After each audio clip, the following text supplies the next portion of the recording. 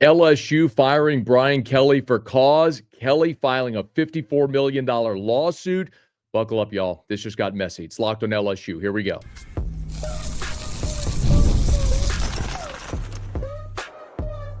You are Locked on LSU, your daily podcast on the LSU Tigers. Part of the Locked on Podcast Network, your team every day. Okay, let's get it. It is Locked on LSU, your team every day. I'm your host, Matt Moscona. Thanks so much for making us your first listen. We're free, available wherever you get podcasts, of course, on YouTube as well. So please subscribe. As always, one of the fastest ways to help us grow is by leaving your comments below. So thank you for that. And thank you for making the Locked on Podcast Network the #1 sports podcast network in the world. ESPN has a report that LSU is firing Brian Kelly for cause, and in turn, Kelly is filing a $54 million lawsuit against LSU for the full amount of his buyout. It was a report filed late on Monday night. Copy of the lawsuit was obtained by ESPN. And part of this lawsuit reads, and I'll read this quote directly, LSU's representatives had a call with Coach Kelly's representatives where LSU took the position that Coach Kelly had not been formally terminated and informed Kelly's representatives for the very first time that LSU believed grounds for termination for cause existed. A 48-page lawsuit filed in the 19th JD in East Baton Rouge Parish. Okay. I'm going to go through every piece of this for you. And so you're going to have to be patient with me because I'm going to go sort of line by line and tell you what I know, why it's where it is, and maybe most importantly, what most of you probably care about, which is not Brian Kelly's money, which is how it affects LSU's search for a new coach. I'll get there, but let me take this sort of line by line and explain where we are, how we got here. Okay. Let's go back to the day Brian Kelly was fired. All right, I'm going to do this chronologically so you can follow. LSU loses to A&M. Sunday, Scott Woodward has a meeting with Brian Kelly. It's Scott Woodward, Burge Osbury, Julie Cromer, Austin Thomas. As I was told, and I've told you, meeting lasted about 5 minutes. It was very cordial. There was that report from Bruce Feldman that it was contentious. That never happened. That was a bad report. That never happened. It was very cordial. Brian Kelly leaves. A short time later, Kelly writes an email to the people I just mentioned. That email is now public. WAFB Television in Baton Rouge was the first to publish it, where Kelly was clearly very cordial. Talked about cleaning out his office, or if they were going to mail him his belongings. And he did mention that he was open to a settlement as they discussed, but it would have to make sense financially. Okay, that's public record now via that email from Brian Kelly to Woodward, Austin Thomas, Julie Cromer, Burge Osbury. Okay. So we know that he was open to a settlement. That was Sunday. Later in the day on Sunday, Brian Kelly's representatives are talking with LSU representatives about a buyout. Hat tip to the advocate. They got the details, but I want to go back and remind you this. So by the way, the settlement and the report from the advocate via the information records was LSU offered $25 million, which was rejected, and then $30 million, which was rejected. Okay, and we'll talk about the particulars there in a second, but I want to remind you, if you're an everydayer, shout out, this should come as no surprise. This was what I said. 2 clips I'm going to play for you. Brian Kelly's fired Sunday. Monday, there are 2 things. I said, so where none of this, the settlement or the for cause, should come as a surprise. Because I said this to you. This was Monday after Brian Kelly got fired. A settlement. Would Brian Kelly accept a lesser amount for his contract? And that was presented, as I'm told, to Brian Kelly and his agent on Sunday. A lump sum settlement of his deal. Would you take a lump sum now, a lesser amount lump sum? And he declined. Okay, so again, I told you the day after Brian Kelly was fired that they offered a lump sum settlement. Now we know that happened, and we know the numbers, at least from LSU's side. What I can tell you today, and this is new, So you have this before anyone else, if you're listening or watching this right now, that LSU, that Brian Kelly countered, or Brian Kelly's representatives countered. So LSU offered $25 million, remember, for the settlement of a $54 million buyout. LSU offered 25. Brian Kelly's representatives countered at $43 million. LSU said no, countered at $30 million. So the two sides are very far apart in this instance. Clearly, they were willing to settle. They were willing to take $11 million less than the total amount. And again, just as a quick explanation, why would you settle? Well, it's like taking the lump sum as opposed to the annuity when you win the lottery. You get the lump sum now instead of getting it all paid out over time. And also there's mitigation in Brian Kelly's contract. So if he took another job, his buyout gets reduced by his salary at his new job. So over that time, he could end up getting less than whatever the settlement amount is that LSU offered, depending on what that number is. So Kelly was willing to go down $11 million down to 43. LSU said no. They topped out at 30 and walked away. So a couple of other things. So that day goes on. There's the meeting at the governor's mansion with the governor and several people that we know. Gordon McKernan came on my show, disclosed he was at that meeting. We know that Scott Ballard was at that meeting. John Carmouche from the board was at that meeting. Attorney General Liz Murrell was at that meeting, and others who I'd rather not name. If they ever, or Jawsbury, if there's others that want to be named, they can put that out publicly. Again, the governor has disclosed this on my radio show. I'm not telling you anything that hasn't already been disclosed publicly. But keep in mind, the governor's an attorney, Gordon McKernan's an attorney, John Carmouche is an attorney, Liz Murrell's the attorney general. And you had attorneys at this meeting trying to determine what legal grounds LSU might have to lessen that buyout.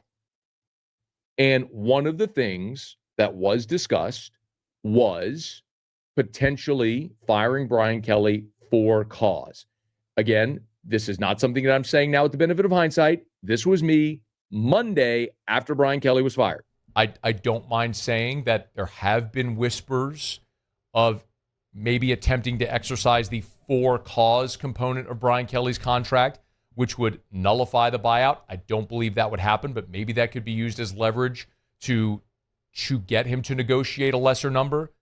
Again, leverage to get him to negotiate a lesser number. Okay, I'm gonna keep down this path. So there's two big questions that you should have right now. Okay, well, LSU is exercising the for cause. What did he do? And then why are they saying only now is he fired when he was fired 2 weeks ago? So let's take those one at a time here. Okay, the first piece of that is the for cause. Okay.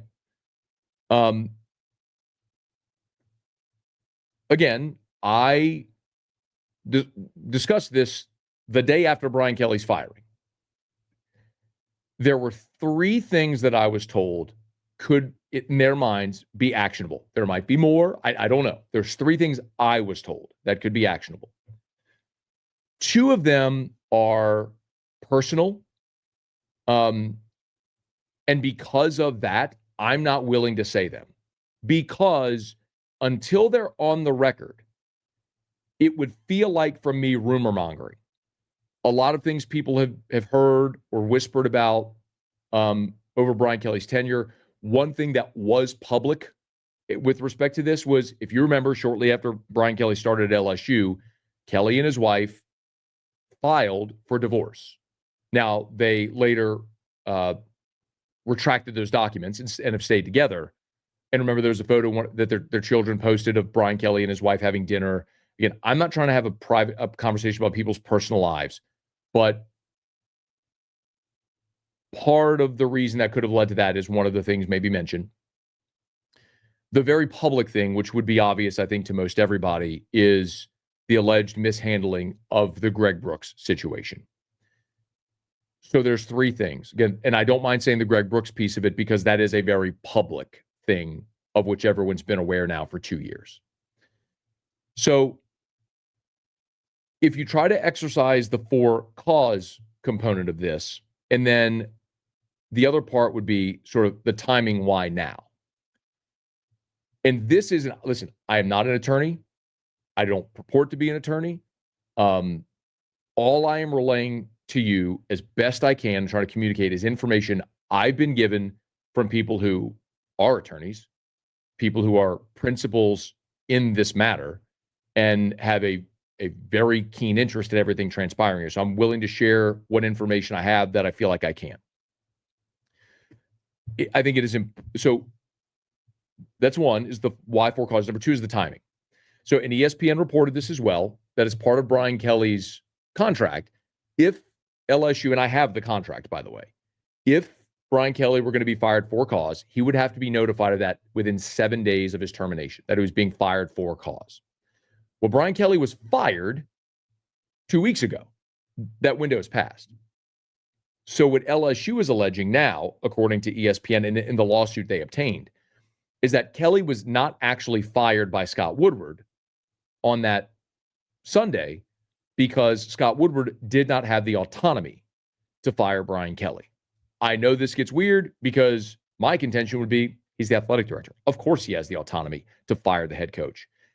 However, if you look at the LSU bylaws, there is a section, I looked it up. It's section 1, article 7, subsection L, subsection 3.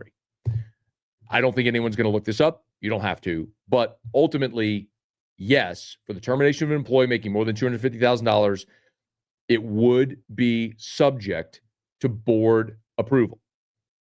There was no formal board meeting to fire Brian Kelly.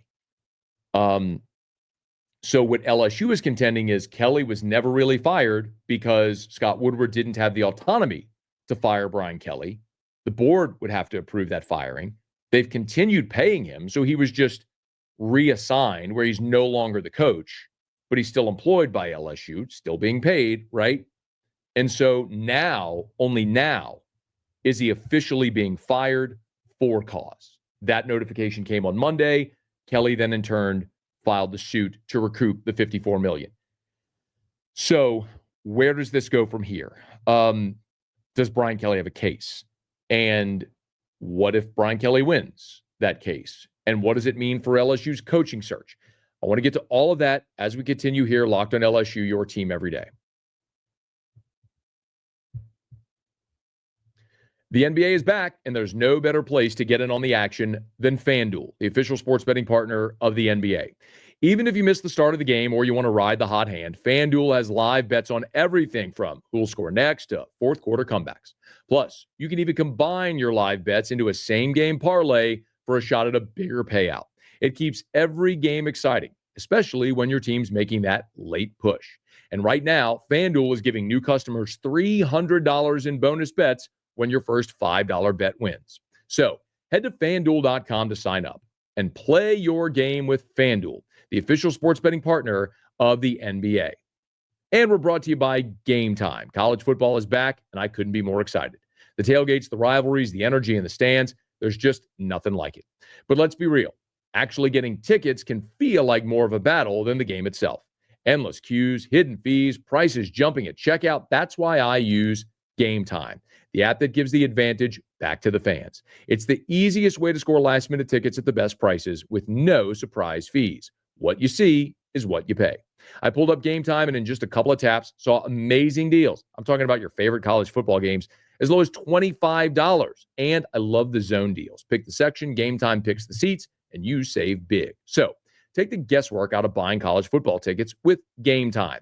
Download the Game Time app, create an account, and use the code LOCKEDONCollege for $20 off your first purchase. Terms apply. Again, that's promo code LOCKEDONCOLLEGE for $20 off. Swipe, tap, ticket, go. Download Game Time today.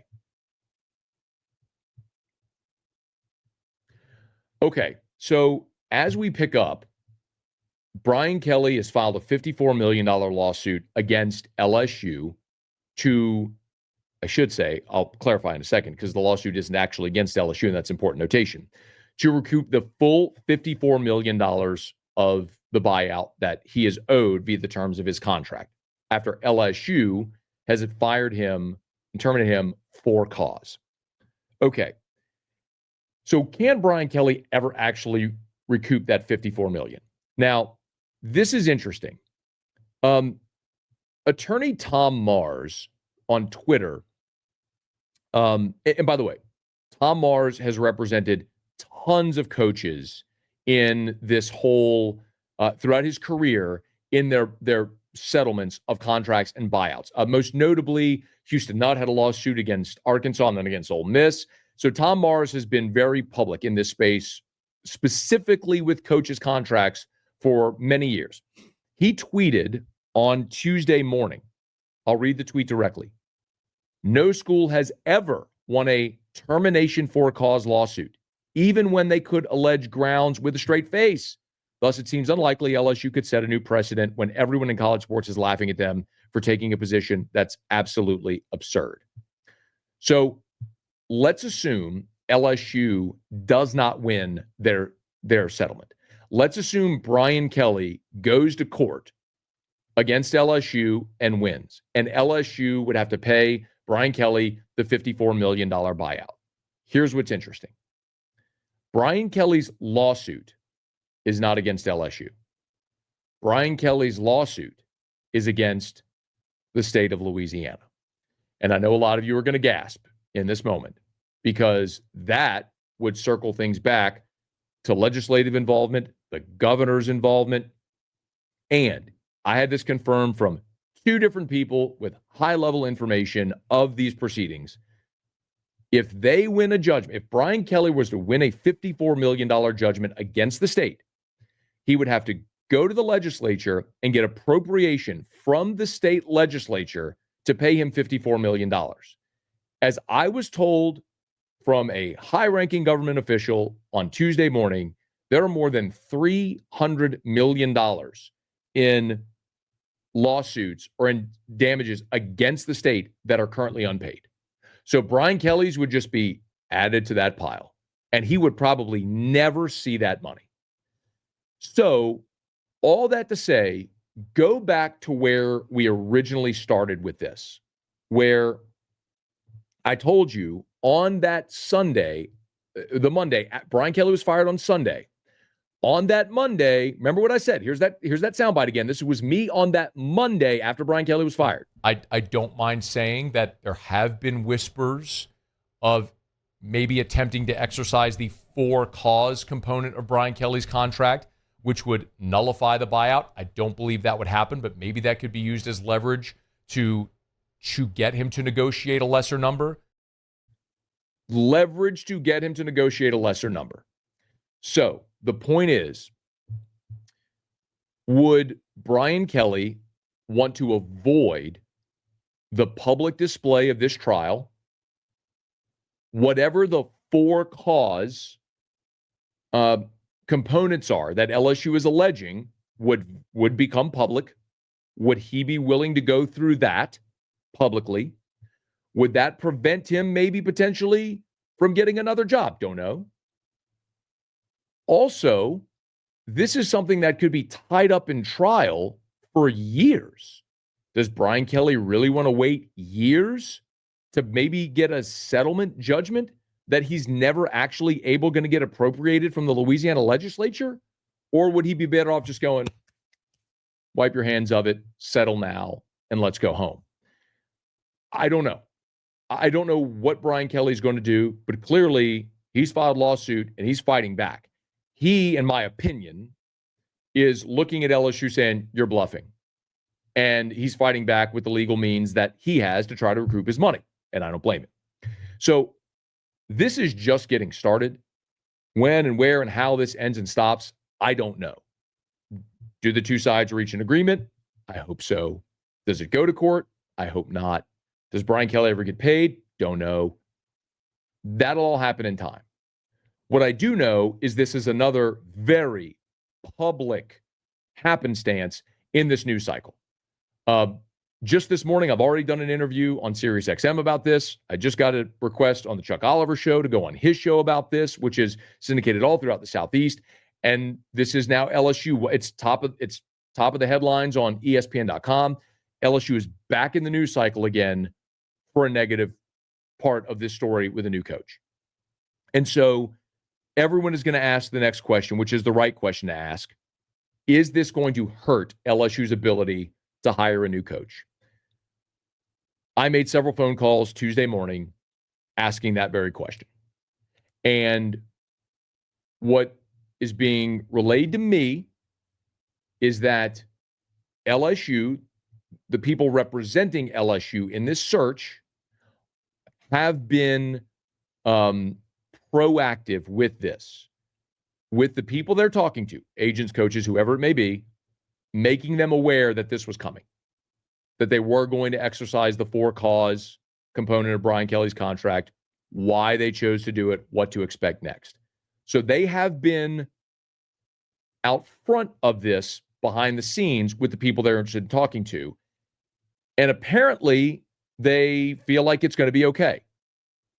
Now, my opinion is I think that's incredibly naive, because why in the world, if you're an agent, would you want to negotiate a contract with LSU for your client only to potentially in 3, 4, 5 years down the line have LSU come back and try to skirt the buyout, claiming for cause or all this other sort of stuff?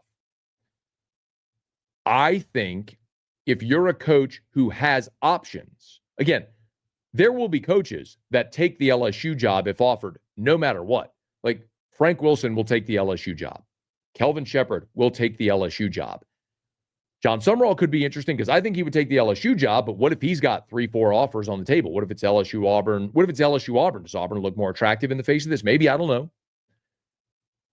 But the coaches who have real leverage, Lane Kiffin, Marcus Freeman, Joe Brady, who might well be an NFL head coach in this hiring cycle, they could look at this and go, I don't know that I want to play that game. Now, if you're in the Lane Kiffin mindset, remember, Kiffin also is now the betting favorite to be the new head coach of the New York Giants, to reunite with Jackson Dart. We'll see. But the point is, Kiffin's going to have options.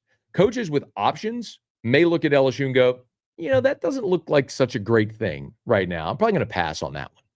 So no matter how proactive you may be, and listen, Kiffin's represented by Jimmy Sexton. Jimmy Sexton and Verge Osbury have a great relationship. I can tell you that Jimmy Sexton and Joe Oliva, for example, did not have a great relationship.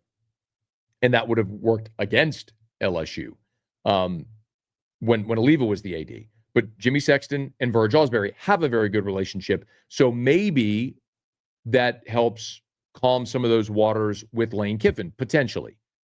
But I do believe that it is naive to assume this very public circumstance that's happening right now is doing anything but hurting LSU's ability to hire a great coach. It doesn't mean they're going to miss. It doesn't mean they can't hire a great coach. It just means that if given the option, would you rather be going through this or rather not be going through this? Of course, you would rather not be going through this very ugly public display. And it all goes back to the very point that I made for 4 years with Brian Kelly. LSU is not a poverty program, but it's also not oil rich. It's not Texas wealth. It doesn't have the deep roster of billionaire boosters just ready to write a check and be done with it. A&M was able to do that with Jimbo. LSU's not able to do that with Brian Kelly, which is why instead of having a very clean break, paying the man his money, and everybody going on their way, the governor's involved, the legislature's involved. There's a for-cause lawsuit now that's being filed. It could impact your ability to hire the next coach. All of that because $54 million is a big deal at LSU. Even if you can fundraise that money and give it to Brian Kelly, that's money you're not appropriating toward facilities or staff or other things helping you win. All goes back to why firing Brian Kelly, and it might be the right decision. Might well be the right decision. You may never have won anything of significance, and then you cut bait now. But why it was shocking that they did it. Because this is a major pain point. Trying to find a way to pay Brian Kelly $54 million, and now LSU is trying to find a way not to pay that $54 million. And that may cause a greater pain point if it negatively impacts your coaching search. I don't know if it will. There are some people who will insist that this is not hurting the coaching search. And they may be right, and LSU may land on a great candidate. But if you gave anyone the option, would you rather go through this or not go through this? 100% of the time they'd say, I'd rather not go through this. But LSU is choosing the road less traveled right now to try to find a way to get some financial alleviation. And we'll see if they're able to get it and if they're able to land their big fish in the coaching search. We'll be covering all of that here as we move along on Locked On LSU. Hey, thanks so much for making this your first listen. And thanks for making the Locked On Podcast Network the #1 sports podcast network in the world. If you are listening on podcast, please subscribe on your favorite podcast app. Rate us, leave a review. If you're on YouTube, smash the like button, subscribe to the channel, hit the bell so you're notified whenever we post a new video, and let a friend know if they love the Tigers. We got you here every single day for Locked On LSU, your team every day.